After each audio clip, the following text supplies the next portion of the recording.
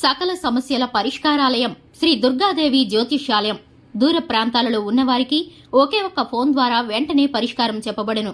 కేరళ, తమిళనాడు, కర్ణాటక పద్ధతుల్లో పూజలు చేసి ఎటువంటి సమస్యలకైనా 100% శాశ్వత పరిష్కార మార్గం చూపబడును. మీ ముఖం, ఫోటో, చెయ్యి, పేరు, వయస్సు వాట్సాప్ చేయండి.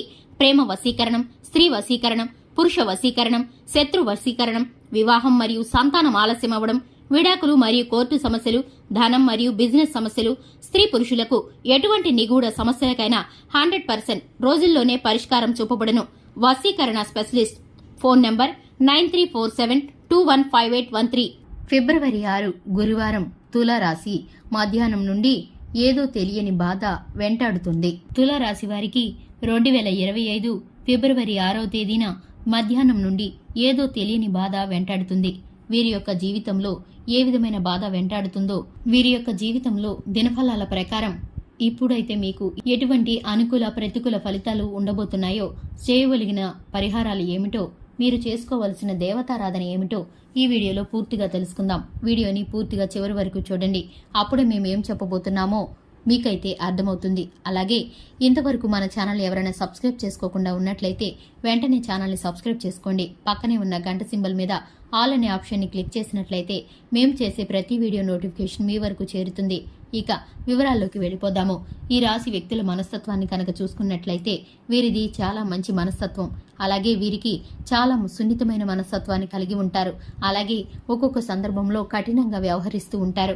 వీరికి కార్యదీక్ష, కార్యదక్షత కూడా ఎక్కువగా ఉంటుంది. అలాగే వీరైతే కార్యరంగంలో దూకుడుగా వ్యవహరిస్తారు. మంచి చెడులను అంచనా వేసుకుని ఏ పన్నైనా మొదలు పెడుతూ ఉంటారు. ఎదుటివారు మాట్లాడేదాన్ని బట్టి వారి హృదయంలో ఉన్న ఆలోచనని పసిగట్టగలుగుతారు.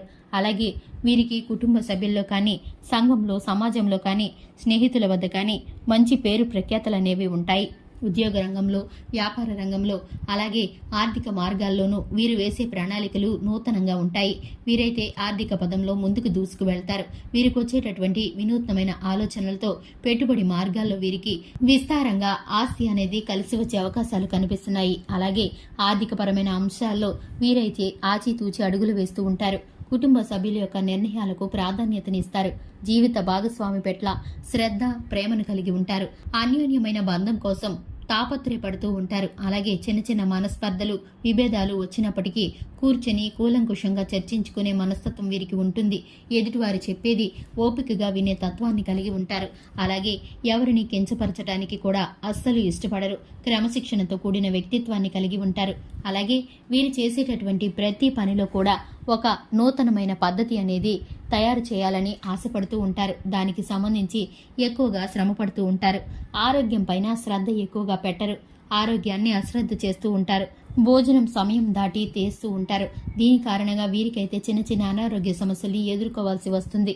ఇక ముఖ్యంగా విషయానికి వస్తే కనుక ఫిబ్రవరి 6వ తేదీన వీరికైతే కనుక మధ్యాహ్నం నుండి ఏదో తెలియని బాధ వెంటాడుతుంది.